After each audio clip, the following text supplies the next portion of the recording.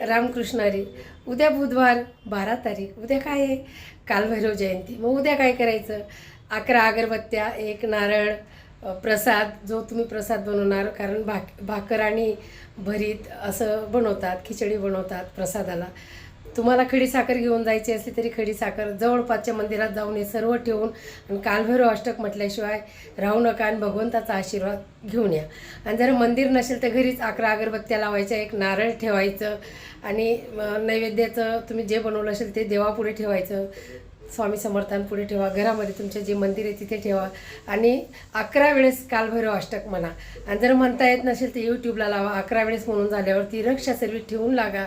ती रक्षा जेव्हा पण तुम्हाला असं काहीतरी म्हणजे निगेटिव्हपणा वाटला किंवा काहीतरी संकट वाटलं तर ते कालभैरव जयंतीचं तुम्ही ते रक्षा घरामध्ये फुंकू शकतात.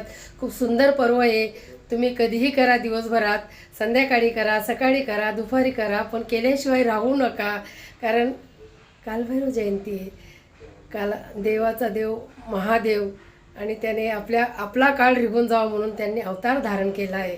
तर तुम्ही हे करा आणि आनंद घ्या कालभैरव जयंतीचा. आणि म्हणा बरं सगळ्यांनी रामकृष्ण हरी. ओम कालभैरवाय नमः.